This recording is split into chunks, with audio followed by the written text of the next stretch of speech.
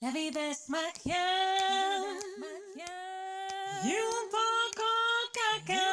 Hoy vamos a hacer este live de la magia de la caca, porque normalmente hacemos un programa para poner en YouTube y para colgarlo, pero esta semana tuvimos problemas de salud en nuestro grupo. Eh, Elena estuvo malilla, ya está recuperada, ya tiene cara maravillosa. Quisimos hacer este live para no dejar pasar esta semana sin nuestro tema, que ya lo teníamos súper preparado. Y el tema que traemos hoy es soledad no deseada, un tema que pues, nos afecta a todos y a todas en algún momento de nuestra vida. Desde la infancia hasta la vejez. Es una percepción que tenemos normalmente de las relaciones interpersonales que no son suficientes o que pues muchas veces no son de la calidad o la profundidad que nosotros deseamos, ¿no? La situación puede perdurar en el tiempo y eso es un problema que es, digamos, el más grave porque es un asunto que aparte es involuntario y que no se escoge. Por otra parte, está estrechamente relacionada con los lugares donde vivimos o con el estilo de vida. En las ciudades grandes se hace mucho más fuerte, pues por la manera que tenemos de funcionar, ¿no? De vivir. Se dificultan las relaciones y los vínculos personales en estos lugares. Y puede afectar nuestra salud creando pues sedentarismo, problemas en la dieta, en la manera que tenemos de alimentarnos, problemas en el sueño, trastornos con insomnio y, bueno, tabaquismo, por ejemplo. Y sobre todos estos temas vamos a profundizar con Juan y con Elena, que están aquí con nosotros, y pues vamos a darle una vuelta sobre las partes que son preocupantes de este asunto y como siempre las partes también positivas del tema. Así que os dejo, chicos, para que toméis la palabra y para que nos vayáis contando y profundicemos sobre el asunto. Muy bien, bienvenidos a todos, muchas gracias Ricardo. Yo creo que podemos empezar como venimos haciendo estos programas atrás, empezar un poco contando nuestra propia experiencia con el tema del día, ¿no? Ya hablamos de nuestra experiencia con la caca, que sigue, en mí sigue constantemente, nuestra experiencia con las redes sociales y, cómo no, nuestra experiencia con la cuestión de la soledad y la soledad no deseada.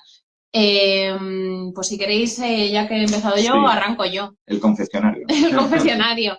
Además me viene como muy al pelo porque está muy bien traído, porque el hecho de la soledad no deseada, como vamos a ver ahora, lo condicionan algunos factores de riesgo, ¿no? Una serie de factores que hacen más probable que acabemos sufriendo de soledad no deseada. Y yo he sentido en los mayores momentos de soledad, los estoy experimentando en esta última parte de mi vida adulta, en el contexto de la enfermedad. Cuando la enfermedad es un factor de riesgo, ¿no? Hablabas tú hace un momentito de las ciudades. Las grandes ciudades condicionan mucho, ¿no? Porque no es como en el medio rural, aquí está todo muy lejano, estamos muy aislados. Y otro de los grandes factores junto con la demografía es el estado de salud.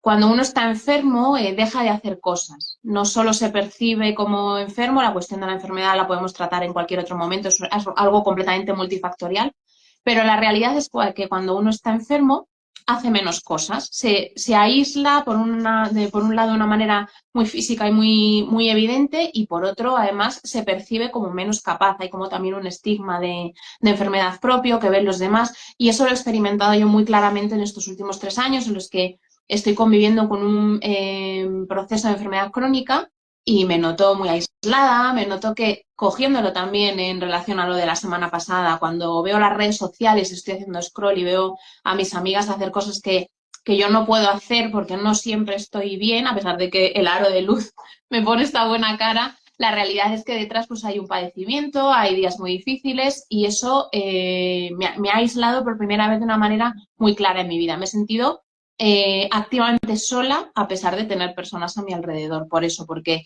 la calidad de mis interacciones sociales no es la que me gustaría. Bueno, pues muy valiente, ¿no? Estas confesiones que son a veces muy difíciles de transmitir y de compartir, pero bueno, este es un espacio en que vamos a compartir estas reflexiones. En mi caso, bueno, pues he podido sentir esa sensación de desconexión, ¿no? De un poco de distanciamiento de los demás, bueno, pues de las cosas que me importan en algunos momentos de mi vida.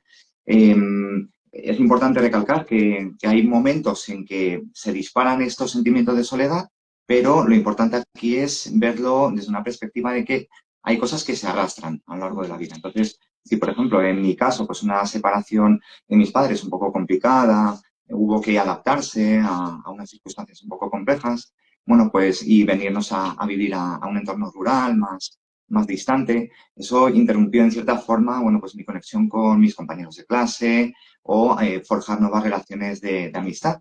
Y eso, bueno, pues va determinando un poquito también, pues, cómo te ajustas tú en la vida, tu personalidad, te conviertes en una persona un pelín más reflexiva, más introspectiva. Ujú. Pero bueno, eso no tiene por qué ser así siempre. Yo luego, pues, aprendía otros modos, ¿no? De relacionarme, de cultivar mis relaciones, mi personalidad, bueno, pues, fortalecer algunos puntos.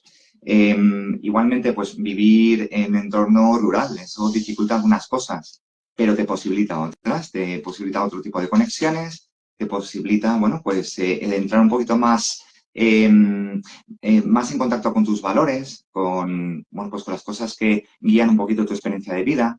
Y luego, pues cuando las incorporas, las puedes compartir de una forma mejor. O sea que no siempre es negativo, no siempre hay que verlo desde un filtro negativo, constantemente la soledad, como algo que tenemos que rechazar y tenemos que repudiar, sino tenemos que entender siempre desde los dos lados, la magia y la caca que es estar solo. Pero no estar solo no quiere decir, tú lo has descrito muy bien, no es estar completamente aislado o no tener personas alrededor, sino que teniéndolas, pues no llegas a conectar, no llegas a tener el nivel de relación íntima que Nunca uno has estado esperaría. con un perro, nunca has Ah, estado que nunca has estado solo. Con Liro, que es parte del programa. solo. Y luego, pues, una breve reflexión también, el momento de pandemia. El momento de pandemia, siempre dijeron, la pandemia es igual para todos, el COVID es igual para todos. No, hay tantas experiencias como personas. Y en este caso, bueno, pues la pandemia, viviendo en un entorno rural, cuando ves que hay mucha gente pues que empieza a salir, cuando ya se empieza a relacionarse y tú tienes que estar un poquito más al margen, bueno, pues eso te hace sufrir en cierta forma porque no te puedes reenganchar, ¿no? a este nuevo estilo de vida. Pero bueno.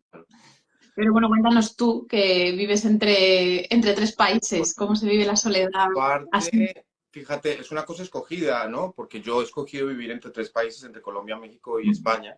Desde chiquito me fui muy pequeñín, me vine para España a estudiar arte dramático. Pero bueno, aunque ha sido voluntario y aunque ha sido algo que me ha movido, porque pues eso, por la escuela de teatro, porque yo quería ser actor, por mil razones, ahora, por ejemplo, que he vuelto hace 4 años a España, sí que siento la soledad, ¿no? Sí que hay algo de eso, aunque tengo muy buenos amigos aquí que son familia y a los que quiero mucho y con los que estoy muy conectado, pero muchos días, pues yo vivo solo en el centro de Madrid, donde todo el mundo está muy ocupado, donde todo el mundo tiene mil cosas que hacer, donde siempre como que la vida es súper apresurada y eso pues tiene mucho que ver con la descripción que dije al principio, ¿no? Las grandes ciudades son grandes ciudades donde es muy complicado ver a la gente. Eso Y es. veces, o sea, a veces siento que, por ejemplo, me engancho a las redes sociales porque, volviendo al tema de la semana pasada, porque me siento solo, ¿no? Entonces puedo ver una película, puedo leer un libro y tal, pero a veces quiero hablar con gente y esa gente, pues muchas veces mis amigos no están disponibles, aunque tengo grandes amigos, pero esa sensación está y está constante y a veces no lo niego, o sea, a veces es complicada, aunque no siento una persona que no me siento una persona infeliz en ese sentido, ni me siento una persona que tenga problemas serios de soledad, pero sí lo resiento. Entonces pienso muchas veces en las personas que lo sufren de verdad, las personas mayores, por ejemplo, y sí se me encoge el corazón a veces porque me parece difícil. Pero bueno, ya esta ha sido mi descripción, que no quiero que se alargue tanto.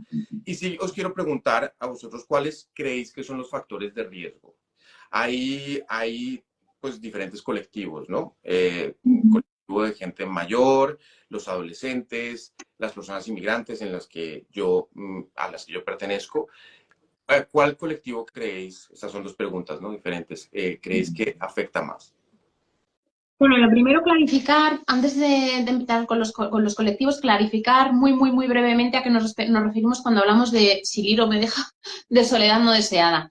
Es importante distinguirla de lo que es el aislamiento social, del estar solo físicamente, solo en una habitación. Eso es una cosa, pero de lo que estamos hablando es más de una experiencia cognitiva, de la valoración que hacemos de la red social que desearíamos tener, la que hipotéticamente querríamos tener, el tipo de relaciones, el tipo de contacto, frente a la que tenemos en realidad. Cuando eso está desajustado, ahí es cuando hablamos de soledad no deseada. Y si vamos a entrar ya en colectivos, pues hay dos colectivos que son extremadamente salientes, que son el de las personas mayores y el de los jóvenes, los adultos jóvenes, que parece chocante, ¿no? Porque es como muy evidente que las personas mayores pueden llegar a estar solas porque al final, dentro de estos factores de riesgo que vamos a ver ahora mismo, pues vivir solo es uno de ellos y muchas personas mayores, por el hecho de que han convivido toda su vida con una persona que fallece, se encuentran físicamente solas. Estar físicamente solo es otro condicionante para sentir soledad no deseada. Pero luego los adolescentes, los adultos jóvenes, la experimentan también porque están en un momento de cambio. Si tuviéramos que hacer un listado de cuáles son los principales factores de riesgo, el primero sería, pues como te decía, el vivir solo, el estar físicamente aislado, físicamente solo. Los problemas de salud, como comentaba yo al principio, estar enfermo, no poder llevar el ritmo que llevan los demás, te hace aislarte, te hace no poder participar de las actividades del resto. Es muy importante también el gradiente socioeconómico. Si no tienes una renta ajustada a la de los demás, te vas a perder cosas. Claro. Y por último también pues, las experiencias de vida, ¿no? Pues de pronto una pérdida de una pareja, de un familiar, un fallecimiento, etcétera. Si te parece, empezamos con las personas mayores y que luego Juan me acompañe con los adolescentes. Las personas mayores sufren soledad no deseada en tanto en cuanto empiezan en un momento de su vida a dejar de aportar productividad a la sociedad. Eso que hablamos del envejecimiento activo, que también tiene como muchos matices, ¿verdad? Porque engancha directamente con esto que acabábamos de comentar del gradiente socioeconómico. Una persona, ahora se está como volviendo muy... no sé, muy estrambótico igual lo del envejecimiento activo. Lo que antes era sencillamente hacer un poco de ejercicio, de pronto es marcha nórdica. No todo el mundo tiene los recursos económicos para mantenerse activamente cuando es mayor con esa calidad, ¿no? Pero la cuestión es que cuando dejan de aportar a la sociedad, cuando dejan de ser miembros productivos, es cuando se les empieza a aislar, a apartar. Hablaba Juan en el capítulo pasado de esa plataforma que ayuda a las personas mayores a manejarse en el banco, a manejarse con las tecnologías, porque se los tiende a dejar apartados. Es muy importante recoger la reflexión que hacíamos la semana pasada también sobre cuando hablamos de Alexa que te pone canciones en casa y te parece que te acompaña, pero eso no es suficiente. Hablabas tú también ahora mismo de que estás muy en contacto con las redes sociales porque a veces te sientes solo. Es muy importante saber que mandarle a una amiga un audio, y eso lo hago constantemente, de 6 minutos no es una conversación. Entonces, esto la gente mayor lo acusa mucho. Se sienten muy acompañados por eso cuando está puesta la televisión, cuando de pronto tienen acceso a esta nueva tecnología, pero eso no es acompañamiento real. Claro. Además, las personas mayores acusan más problemas de salud, como también veníamos diciendo, con lo cual es evidente que van a tener problemas de soledad no deseada. Es gente que, imaginaos, vivir solo y no hablar con nadie durante días y días y días. Eso nos tiene que hacer pensar cuando estemos en la cola del supermercado y de pronto hay una persona mayor que se da la vuelta y nos quiere hablar y nos da un poquito de vergüenza y hacemos como así, a ver si la señora no me mira y no me habla a mí. Es que a lo mejor esa persona lleva 48 horas sin hablar con nadie.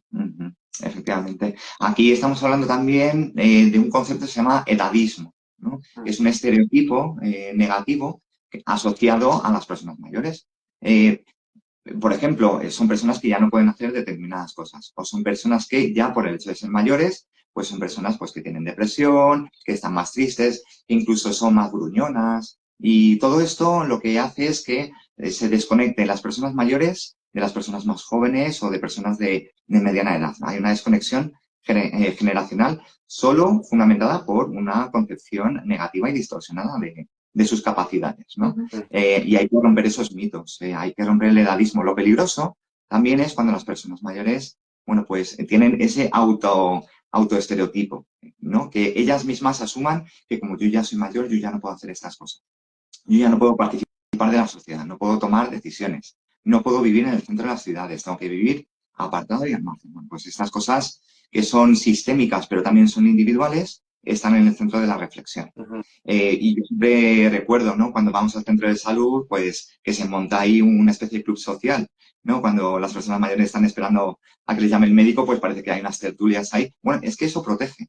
Es que eso como que lo veíamos antaño como algo extravagante, como algo incluso pues que nos molesta un poco. Si te quieres ir a hablar, vete a un bar o vete a un parque. No, pero son sitios protectores. Son sitios donde se congregan, donde tienen que ir con cierta asiduidad y bueno, pues comparten su experiencia, ¿no? Y comparten su rutina. A eso es hacia donde nos tenemos que virar y fijar, ¿no? Esto es lo que nos hace más fuerte como sociedad. Y pasamos, bueno, hemos hablado de personas mayores como uno de los colectivos, bueno, que estadísticamente parece que sí que se resiente más en cuanto a experiencias de soledad no elegida, pero igualmente en adolescentes, ¿no? O en personas jóvenes. ¿Qué ocurre? O sea, ¿por qué la generación Z, la generación nacida entre el 97, 2000, 2012, por qué estadísticamente nos llama mucho la atención en investigación? ¿Por qué reflejan mayores tasas, mayores porcentajes con respecto al resto de población de soledad no deseada, ¿no? Y de sufrimiento? Cuando hablamos de soledad, hablamos de sufrimiento. Pues es algo que nos llama la atención porque es la generación de la conexión digital, son los nativos digitales y sin embargo están notando mayor desconexión. Tienen una experiencia más negativa con respecto a sus relaciones, a la calidad de sus relaciones. ¿Por qué ocurre esto? Hemos hablado, ¿no? En el programa anterior también de los dos lados de las redes sociales. Te permiten, bueno, pues expandir tu red de contactos, pero no tiene por qué ser significativa. Y ahí es donde vamos. Tiene que ser una experiencia significativamente valiosa. Que la conexión sea valiosa, sea íntima, sea de conexión empática. A lo mejor las redes, a lo mejor tanta conexión, que es importante para algunas cosas, está orientando la experiencia hacia el individualismo.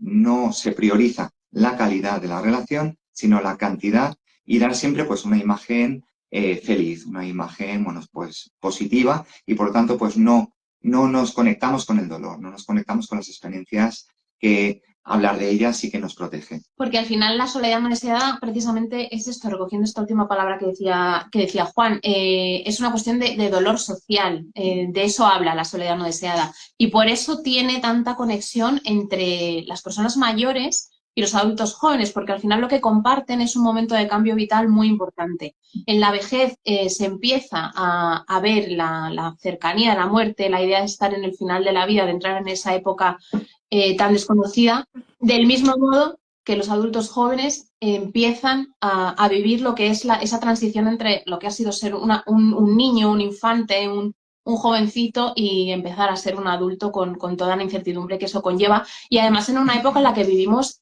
infantilizados muchísimo tiempo, infantilizados en el sentido de dependemos de que nos provea de recursos en nuestro progenitor, porque la precariedad hace que no podamos valernos por nosotros mismos en el momento en el que nos correspondería por momento evolutivo, por momento biológico también. Entonces, permanecemos más tiempo infantilizados cuando lo que queremos ya es salir al mundo y no podemos porque el sistema no nos lo permite. Entonces, en esa fractura, en esa disonancia es donde surgen los problemas de soledad no deseada y como decíamos antes, si estamos todo el día también trabajando, si estamos todo el día atendiendo a un montón de necesidades de índole productiva que tenemos encima, cuando sacamos el momento de hablar cara a cara con los demás, a pesar de que lo echamos de menos, claro. Eso es. Y un último apunte sobre esto, para cerrar un poco las características de los riesgos, ¿no?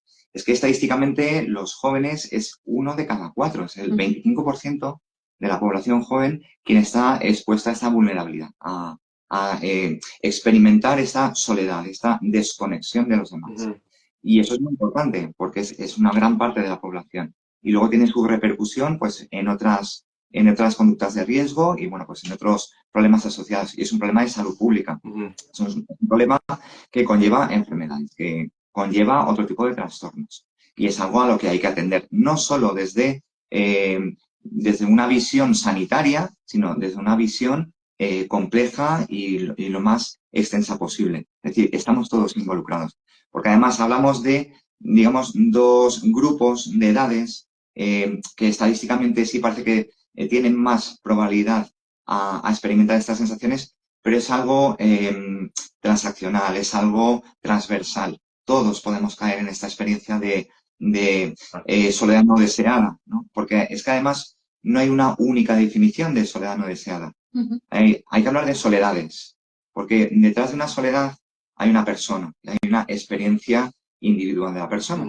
Entonces hay que acercarse a la vivencia de la persona para entender cuál es el proceso. Y además esto es un proceso, no es un acto, no es una característica, es un proceso muy complejo. Hay muchas formas de llegar a la soledad, hay muchos caminos que llevan a una experiencia de soledad, pero igualmente una experiencia de soledad es el punto de partida. Una persona cuando empieza a sentirse sola de una forma no elegida, empiezan a ocurrir cosas y empieza a dejar de intentar, deja de promocionarse, deja de ampliar su red de contactos. Entonces ahí es donde empieza el aislamiento. Y está completamente relacionado con los autocuidados. Hablabas tú al principio, Ricardo, de los problemas de salud. Pensad en el teletrabajo, algo que hacemos ahora constantemente, en esta manera de relacionarnos telemática, ¿no? No solo por trabajo, sino por ocio. Si yo estoy todo el día teletrabajando, seguramente no me arregle. Y no arreglarme no me refiero a ponerme bonita, sino a ducharme, a pasar rato eligiendo mi ropa, a darme una crema para salir a la calle, para protegerme del sol. Eso es muy importante en las personas mayores, por ejemplo. Las personas mayores, si no salen, descuidan sus autocuidados. De hecho, hay una correlación positiva entre la experiencia de soledad y el abandono físico, esa falta de autocuidados. Hablabas de salud, hay un montón de estudios y estadísticas, desde este tan famoso longitudinal que hace 83 años que hace la Universidad de Harvard, que compara las relaciones sociales las da como garante y predictor de salud. Podemos asegurar que una persona tendrá mejor salud o una percepción mayor de felicidad y de bienestar si tiene buenas relaciones, si tiene una gran calidad de relaciones, por ejemplo, si tiene ausencia de enfermedades. O hablabas del tabaquismo, no solo es que sea más posible caer en ese tipo de conductas de consumo si estás solo, sino que de hecho hay un estudio que creo que es interesante que luego lo pongamos en comentarios porque es un estudio que se ha hecho aquí en España sobre la calidad de vida de las personas mayores que sienten soledad no deseada y equipara la experiencia de soledad al consumo de 15 cigarros al día. O sea, al final eso tiene una repercusión directa en nuestra salud.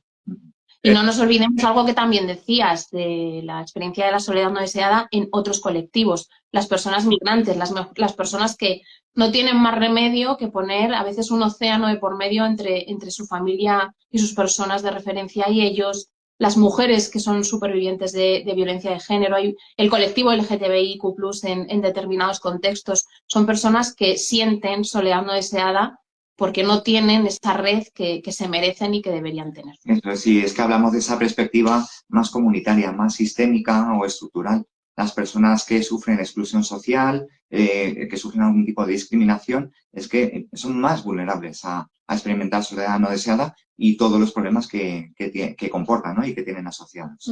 Claro. Hay que hacer siempre esa reflexión, aunque sea una vivencia individual, pero es que viene explicada también por una cuestión contextual. Hay algo ahí que se me venía cuando estabais hablando de algo que me pasa a mí específicamente y creo que le pasa a mucha gente cuando está sola. Y es que, hablando de los autocuidados, que esto es algo como fundamental en los autocuidados y es comer bien, ¿no? Te cuesta mucho, es más fácil preparar una buena comida cuando tienes invitados, cuando tienes a alguien a quien cocinarle, cuando alguien te va a decir, oye, pues qué rico quedó, ¿no? Como cuando tienes esa manera de comunicarte, de que la otra persona te exprese algo sobre todo lo que tú hiciste, a cuando estás tú solo comiéndote algo que pues es que lo Cualquier cosa, claro, compartir, que eso también es como muy, muy, muy complejo, ¿no? Y ahí empieza el asunto con los problemas de dieta, luego ya se añade el asunto del sueño, ¿no? Es como que tiene un un amplio concepto de autocuidados que es muy peligroso, siento yo. Indudablemente los problemas de salud mental, porque lo estamos dando quizá por sentado, porque ya sabemos en qué contexto estamos hablando, pero una soledad no deseada, sostenida en el tiempo, es la antesala de problemas de trastorno del estado de ánimo, ansiedad, depresión, etcétera. Pero sí me gustaría, antes de seguir con esta el siguiente bloque que haremos, entiendo ya que de los protectores y de los Sí. de cómo salir de la soledad no deseada, eso es. Trayendo, como siempre, una cuestión psicobiológica, la parte evolutiva de la experiencia de soledad, porque es muy interesante, porque es muy, muy interesante que estemos conectados con esa sensación de estoy sintiendo soledad, lejos de estigmatizarla, que por cierto está muy, muy estigmatizada. Si ya nos cuesta leernos y que nos lean como vulnerables, reconocer que nos sentimos solos quizás es de las cosas que más vergüenza nos dan.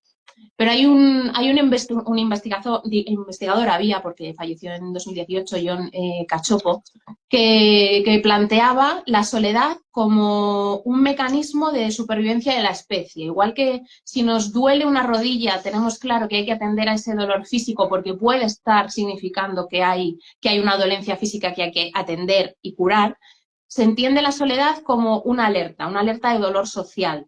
De pronto yo me empiezo a sentir sola, me empiezo a sentir solo y eso me está dando una información, me está queriendo decir que a lo mejor me estoy aislando, que a lo mejor hay unas necesidades de cohesión social, comunitarias a las que no estoy atendiendo. Como tales, como tendríamos que tratar el sentimiento de soledad, como algo que nos reoriente para ver qué es lo que no está yendo bien y para enfocarnos hacia un cambio que nos mantenga más conectados con los demás. Perfecto. Sí. Perdona, Juan. Sí, no, iba a redundar un poco en esta idea, ¿no? Que el sentirse conectado es un predictor de muchas cosas y de muchas cosas positivas igualmente. Es que es adaptativo. La experiencia de soledad trae consigo una experiencia de tristeza, de sentimientos de desconexión, de vacío, ¿verdad? Y eso nos remite a cuestiones que nos importan, a cuestiones que estamos echando de menos. Luego en los factores protectores redundaremos un poco en esto y lo vamos a abordar, pero efectivamente es que la conexión es adaptación. Es que estamos diseñados evolutivamente, biológicamente, para poder tener conexión social, para estar siempre inmersos en un grupo. Aunque no sea físicamente, pero simbólicamente, es que es muy importante. La experiencia es algo que yo integro, no es una conexión directa constantemente, porque ahora se prioriza el estar constantemente rodeados de gente y, sin embargo, sentimos soledad, sino cómo podemos interpretar la calidad de esta conexión, aunque no sea directa. Y eso es lo que predice. Hay una investigación que predice que la desconexión arrastrada en el tiempo en personas de mediana edad podría predecir la demencia. La demencia. Entonces, ya está prediciendo enfermedades neurodegenerativas y, por lo tanto, pues es algo que tenemos que reflexionar. ¿Cómo podemos prevenir la aparición de determinadas enfermedades neurodegenerativas solo con el contacto social? El contacto social valioso, ¿no? Y elegido por la persona.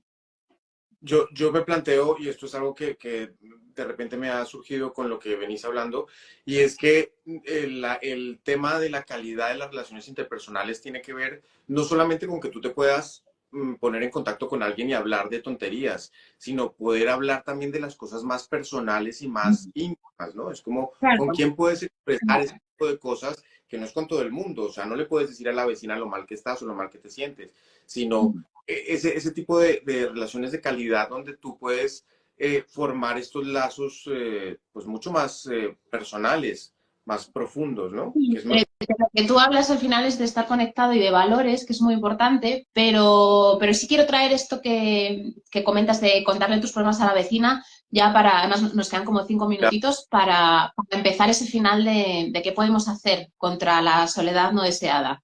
Evidentemente, a la persona que te atiende en el supermercado, a la vecina, no la puedes abordar e inmediatamente empezar a contarle tus problemas, pero es muy importante que recuperemos que estemos habituados de nuevo a hablar con las personas por la calle, que es algo que no estamos haciendo, es algo que nos da terror. Pídele a un millennial, insisto, como hablábamos la semana pasada, que coja el teléfono. que haga una reserva por teléfono en un restaurante, que hable con la persona con la que está esperando en la cola del supermercado, que es un momento tedioso en el que vas cargado, y sencillamente ese momento de darte la vuelta a ver a otro que está cargado como tú, porque nunca quiere coger cesta y va hasta aquí de patatas y compresas, pues decirle, ¡ay, es como vamos de cargados! Eso nos va a facilitar que en un momento dado, con alguien con quien ya tenemos un poco más de confianza, sí que nos salga el decirle, jo, pues hoy estoy regular, porque nos estamos aislando tanto, estamos empezando a sentir vergüenza de cosas tan cotidianas como hablarle a alguien en la calle, hablarle a alguien en el supermercado, hablarle a alguien educadamente en la cola del metro, y no me estoy del médico, no me refiero a que nos volvamos locos y vayamos hablándole a todo el mundo, abordándolos y cogiéndonos de la pechera para tener una conversación, pero sí que es cierto que estamos tendiendo a no solo no hacerlo, sino estigmatizar y señalar las personas que de pronto se saludan en el ascensor. ¿Por qué es tan incómodo el ascensor? ¿Por qué nos resulta tan incómodo hablar de cuestiones banales, tranquilas, serenas como el tiempo? Mi recomendación de cara a cómo salir de esta soledad no deseada es muchísimo tiempo antes, es empezar desde ahora, desde ya, Prevención. a practicar en nuestras habilidades sociales, a empezar a dejar un poco la pantalla al lado y aunque nos cueste, exponernos a hablar con los demás. Claro, ya estamos hablando de los factores protectores, porque pensamos, bueno, la soledad no la quiero, la soledad no quiero rechazarla, ¿no? Pero claro, ¿hacia dónde me encamino? Si no quiero soledad, ¿qué quiero en su lugar? ¿No? Y entonces estamos hablando de precisamente esto, no relacionarnos a lo loco, ¿no? Y empezar a abrazar gente por la calle, ¿no? Bueno, pues puede ser algo un poco desadaptado y raro, ¿no? Sino volver otra vez a la complejidad de las relaciones. Es que no solo hablamos de conexión, hablamos de vinculación. Para vincularse hay que dedicarle tiempo. Si solo nos relacionamos de una forma rápida, como si hiciéramos scroll en una pantalla, no nos damos tiempo de, a lo mejor, de profundizar, ¿no? De tener un contacto más íntimo, de hablar de cosas difíciles. Eso exige tiempo. Y el tiempo es lo que no tenemos, porque en la forma en la que estamos viviendo no tenemos tiempo ni de hacer la compra. Entonces, ¿cómo vamos a tener tiempo para relacionarnos? En este live nos va a acabar el tiempo. Así que tenemos... Sí. Creo que... Pero no se nos puede acabar el tiempo sin hablar de las instituciones, porque el activismo es lo primero y último de todo esto. Tienen que ser las instituciones las que pongan de su parte para que estemos atendidos en ese momento último de nuestra vida, para que lo comunitario sea lo prioritario. No podemos nosotros solo ir haciendo todo el trabajo duro, tiene que venir por parte de arriba y dar un sustento comunitario a las necesidades de las personas en los diferentes momentos evolutivos de su vida. Eso, nosotros podemos hacer un trabajo individual, cada uno, bueno, pues puede forjar nuevas relaciones, nuevos vínculos más significativos, puede emprender en empresas, ¿no? De, pues eso, de activismo, de participar en asociaciones, que además lo que fomenta es la intergeneracionalidad, ¿no? El contacto de unas generaciones con otras, el compartir conocimiento, el compartir experiencia. Y eso es lo que nos va a proteger. Pero es que esto es una cuestión de todos y de todas. Esto es una cuestión estructural. Tenemos, igual que en el otro programa de redes hablábamos de desobedecer un poquito el algoritmo, bueno, pues vivimos también en ciudades que son como algoritmos, que solo nos devuelven, que solo nos podemos relacionar en torno al consumo, en torno al ocio vacío, ¿no? Y el ocio individualizado, pues. Y no son ciudades amables para el contacto. Pues tenemos que empezar a virar hacia otro tipo de replanteamiento de la sociedad, de cómo construimos las ciudades, cómo construimos los barrios, ¿no? Entonces, siempre los dos lados, lo individual y lo colectivo. Un minutito para que cerréis con algo o ya cierro yo directamente. Decidme. Bueno, también me gustaría, ya que siempre nos aborda de una manera muy violenta esta muchacha, pues abrir un poquito también esa puerta para quien quiera asomarse de los cuidados a la relación que tienen las personas con los animales en el último momento de su vida. Cómo a veces hacemos chiste de la loca de los gatos, la loca de los perritos, cuando esas personas que no han hablado con nadie, como decíamos antes, en una semana, en 48 horas, lo único que tienen es esa conexión con sus mascotas, tratemos eso con cariño y con cuidado. Sí, además que se ha visto, lo hemos comentado alguna vez, ¿no? la importancia que tienen los animales en nuestra vida, es que también nos vinculamos con ellos. Claro. Es que no son solo animales, nosotros también lo somos, ¿no? Y tenemos necesidad de vinculación emocional. Y ellos nos leen, pero no nos juzgan. Entonces, se crea esa especie de empatía que necesitamos en esta sociedad, ¿no? Empatía. Con los animales y con la naturaleza, así que ahí os dejamos la ecoansiedad, que trataremos en otro programa, porque yo tengo muchísima. Ya te dejamos. Chicos, muchísimas gracias por todos estos, primero por toda esta información y por los consejos y por todo lo que nos dais. Y bueno, pues en resumen yo quiero cerrar, que nos queda muy poquito tiempo. ¿Cuáles serían las cosas importantes para erradicar la soledad no deseada? Y una de las cosas fundamentales, importantísima, es la sensibilización de la población ante este asunto, problema, y que es una realidad que todos tenemos seguramente al lado y que muchas veces no queremos ver o no podemos ver. Luego la prevención temprana, una vez que lo veamos, pues intentar prevenir este asunto. Luego la detección de casos específicos, cuáles son los más importantes, cuáles son los más fuertes, cuáles son los más profundos. Y la intervención para reducir problemas desencadenados de situación de soledad no deseada, ¿no? ¿Cómo se puede hacer para intervenir por medio de las instituciones, por medio de psicólogos, por medio de terapeutas? Hay muchas maneras. Estas estrategias, como decíais vosotros, deberían ser parte del Estado, pero también somos nosotros parte de esta realidad y nosotros formamos parte de esta red social que hace que seguramente podamos ayudar a mucha gente que sufre de esta situación de soledad no deseada. Así que con esto, pues damos por terminado este programa. Muchísimas gracias, chicos, Elena y Juan, Papanisco Psicólogos. Y pues nos vemos la siguiente semana con otro tema que es...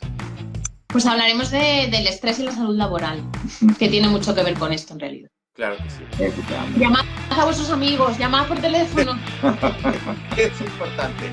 Pues nada, muchísimas gracias a vosotros, muchísimas gracias a todos los que se conectaron, van a conectar, que lo van a ver, porque esto va a quedar colgado aquí y lo vamos a colgar también para que lo podáis ver en algún momento. Y bueno, pues nos vemos la próxima semana. Gracias, chicos. Queremos.